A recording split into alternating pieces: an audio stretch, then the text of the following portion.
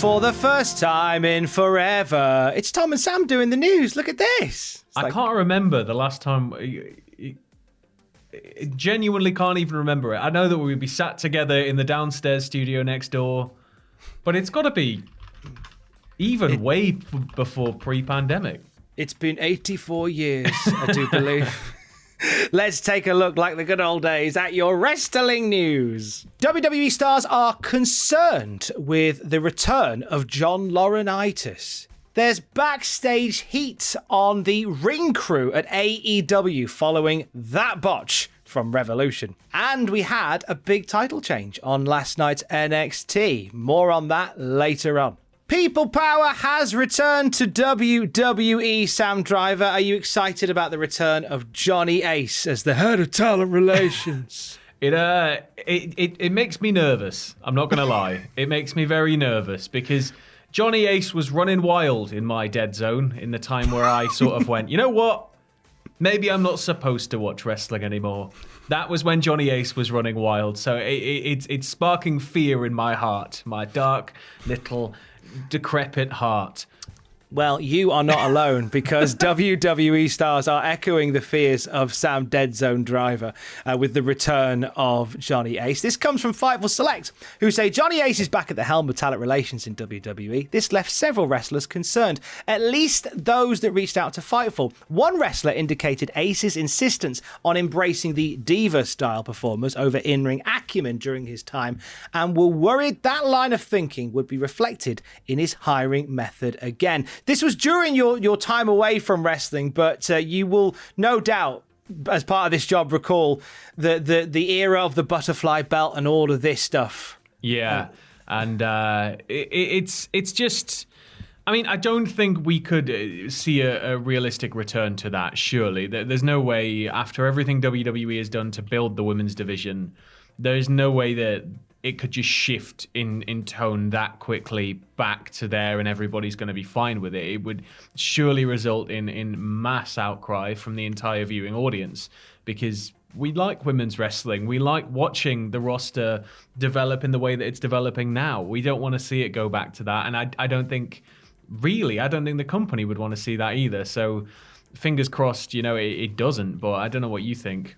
Well, I agreed. I think we're too far down the line to even consider going back there, but it's a concern when somebody of the old guard does come in and potentially bring some of those old ideas, those ideas that were put to one side for a good reason, back to the forefront.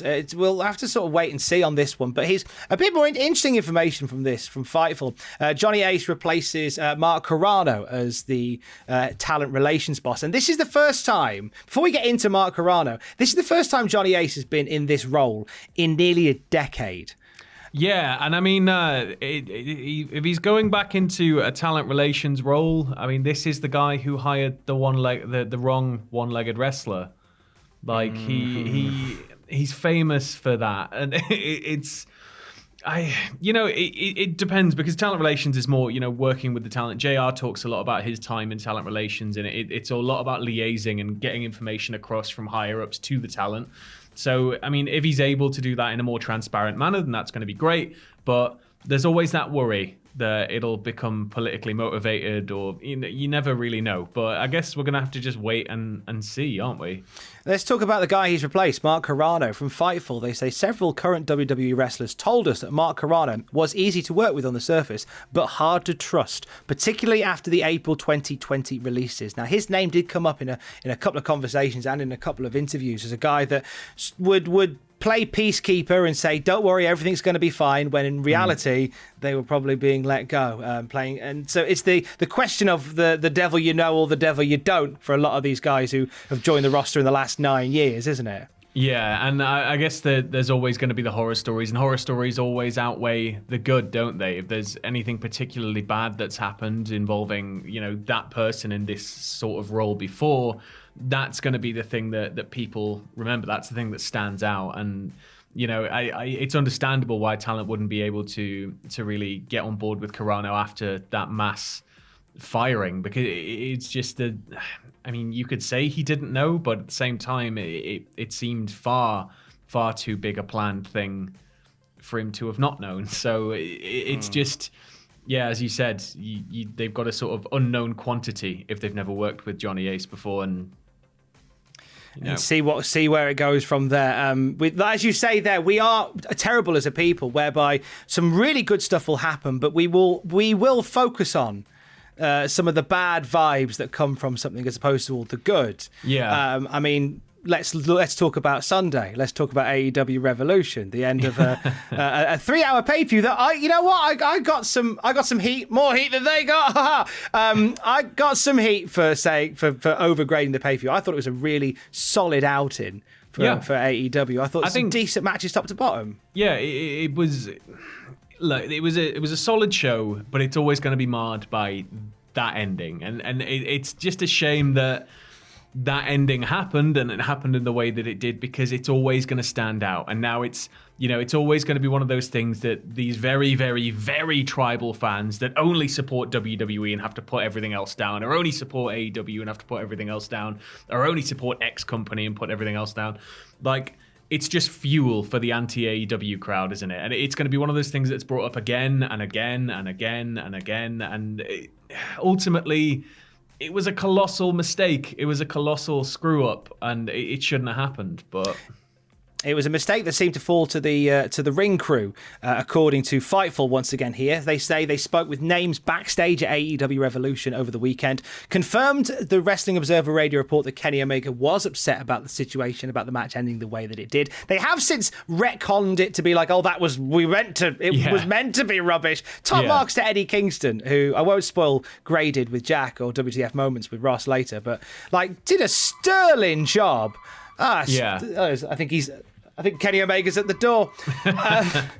You talking about that match? No, go away, Kenny. Not now, Your Honour. But the people who are getting the most heat for this backstage seem to be the ring crew. Fightful are saying that the third-party rigging crew responsible brushed the situation off and were not very apologetic about the way things happened, leading to pretty significant heat on them. One wrestler joked with us that they wish the rigging crew would have got that kind of heat during the main event. There wouldn't have been this situation. The fun we're having. Look, I get when you're dealing with pyrotechnics, there's always the chance that it goes wrong. Like, that's why it takes so long to become a pyrotechnician. You have to be ready for a lot of circumstances. Like, if it goes off too early, you need to know exactly how much is going into it to make the exact size of boom. But also a big part of that is the rigging of it. It's an exploding barbed wire match. Like, you need the explosion. And yes, we saw explosions throughout, but the end with that big, nuclear air raid siren, just like woo, and then that they can't just have that happen and then not apologize, even if it was accidental, even if it was a rigging problem, or it was a cable didn't fire, which didn't set whatever off, and you still got to apologize for that. So they deserve that heat. Yeah, but the one thing I was always taught working on live events is you must always be good to engineers. You must always be good to engineers, because they can make or break your night. Yeah, but at the same time, if you've worked with a company and they've ran it over, they've tested it, they've got it all in place and it's ready to go, and then it doesn't happen, there needs to be a sort of a meeting in the middle there of, we're sorry, we will endeavor to be better next time, rather than that was funny, wasn't it, when they're running around panicking, not knowing what to do. And that's it's sort of, as you said, it's a two-way street, but you got to own your mistakes at every level. Absolutely. AEW plod on regardless. Next week, making history, bringing back a stipulation match and doing something unprecedented on AEW Dynamite. What have they got planned, Sam? So next week, we have Thunder Rosa versus Britt Baker, which is going to main event St. Patrick's Day Slam edition of Dynamite. And it's going to be an unsanctioned lights out match. And more importantly, this is going to be the first AEW Dynamite women's main event, Tom. Wow, really? I would have sworn that they would have had one by now, with a women's title match at the very least, but apparently not. Yeah, I mean, it's from what we've looked at, it seems to be the first, and at least it's finally happening, and it should be a great match. I mean, Britt Baker, Thunder Rosa feud's bubbling up quite nice, and just to go off on the stipulation itself, it'll be the third such match in company history, as Kenny Omega's been involved in two, Joey Janela on the second ever Dark, and John Moxley at Full Gear in 2020. Well, I think Rosa and Britt Baker will have a heck of a time.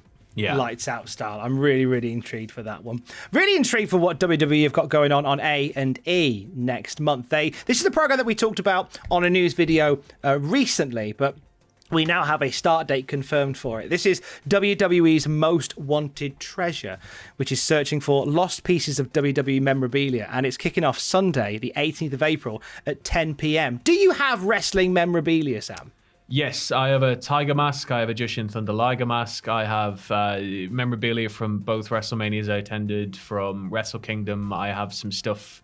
I've got some old Japanese magazines. I've got some out-of-print books. I've got a pair of Bret Hart's shades signed. I've got signed posters of Liger, of Suzuki. I've got a lot of that stuff, much to the detriment of anybody who ever has to, be around it. It sort of occupies a lot of my space.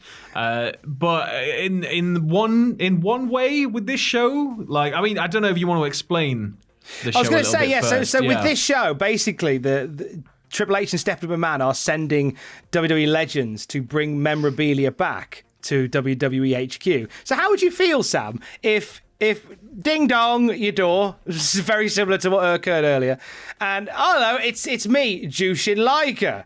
I'm at your door. Hello, how you doing? All right, yeah, I'm doing good, thanks, Sam. Can I just pop in for a cup of tea? Oh, that's one of my masks there. Oh, that's great, you've got that. I'll have that back, please.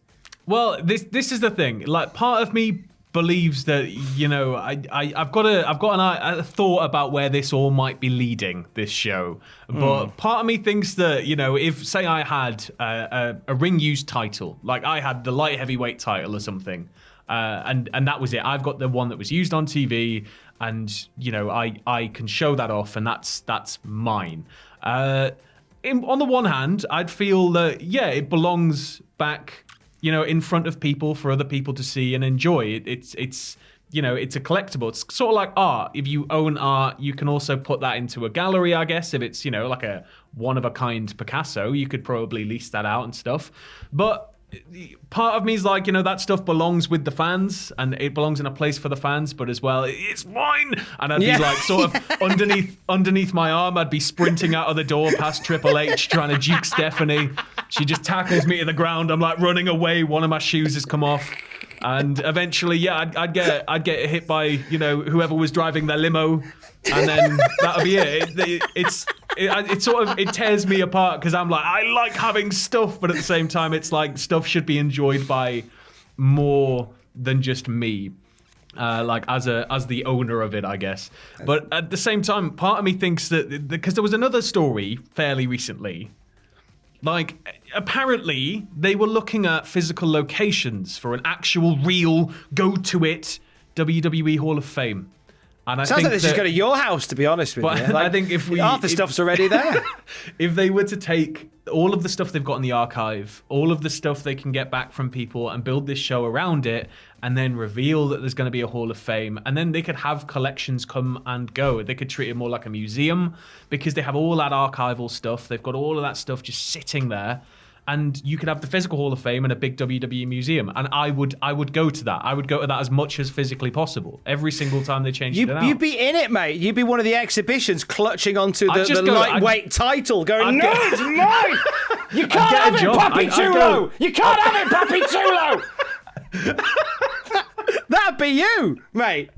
Yeah. Hey, talking of the Hall of Fame. So, the plans for WrestleMania week have now been pretty much finalised. And mate, I hope none of us have booked holiday, have they? All leave is cancelled at the start of April. I think we're gonna have to get blow up mattresses and just work as spaced out as we can as close to our machines as possible. So last night on NXT, they filled in 2 of the gaps of this mammoth run up to WrestleMania. It was announced last night on NXT that indeed, as rumoured, we are getting a 2-night takeover called NXT TakeOver Prince Charming. And I'm really up for seeing it's stand and deliver, obs. Yeah. For Wednesday, April 7th, Thursday, April the 8th. The first one is going to be on the USA Network. The second one is going to be on Peacock of the WWE Network. I'm really up for a 2-night takeover. Yeah, it just feels like in this time we have all of this space and you know, we can't exactly have, you know, 75,000 people in one stadium for Mania, so split that over 2 nights and you know, with TakeOver, do the same. The more wrestling there is, the more people are going to be talking about it, the bigger moments they can have, and that's what Mania is all about. And Mania weekend in particular is all about the moments. It's WrestleMania. It's wrestling's Christmas is WrestleMania, and it's also sort of New Year and the start of the New Year immediately after. So I think it all works. It's a hell of a schedule, but it is indeed. So open up your diary, open up your Jushin Liger diary, turn to April, and tell us what is happening over 8 days of Mania, mate. Right, so the broadcast week schedule for WrestleMania 37 week is as follows. Monday the 5th. I can't read American dates. Do them properly. Oh, they do it the wrong way round, don't they? Monday the 5th, Monday Night Raw on the USA Network. Tuesday the 6th, the WWE Hall of Fame ceremony on Peacock and WWE Network. Wednesday the 7th, WWE NXT TakeOver Stand and Deliver Night 1 on the USA Network. Thursday the 8th, WWE NXT TakeOver Stand and Deliver Night 2 on Peacock and the WWE Network. Friday the 9th, WWE Friday Night SmackDown on Fox. Saturday 10th, WWE WrestleMania 37 Night 1 on Peacock and WWE Network. Sunday the 11th, WWE WrestleMania 37 Night 2 on Peacock and WWE Network. Monday the 12th, WWE Monday Night Raw on the USA Network. Oh my God. Oh. We are not going to sleep that week. I thought last year was bad. This is next level. Mate, we remember last year when we went, hey, I like that they've done it over 2 nights instead of 1 8-hour show. This is all right. They've gone, okay, have 8 of them. And do you know what, Tom? Pubs open on the day of Monday Night Raw. Pub gardens open. They do, day. Don't they? Yeah. Oh, mate, it's going to be... Oh. None of us are going to get to go.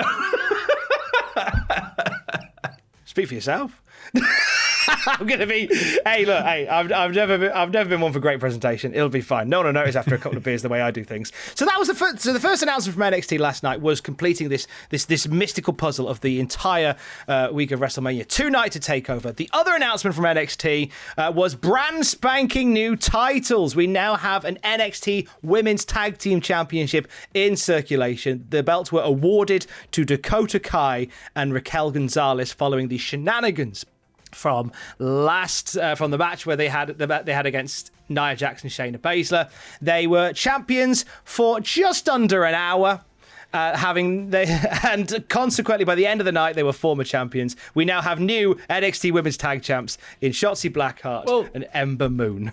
It's nice to see they're taking a leaf out of the main roster's booking of the WWE NXT WWE Women's Tag Team titles, but you know it makes sense as we've reported on it before. The NXT Women's division is growing and growing and growing, and particularly the tag aspect has been a big focus as of late. And I think if anybody can completely outperform the WWE side of the women's tag titles, it's going to be, of course, NXT.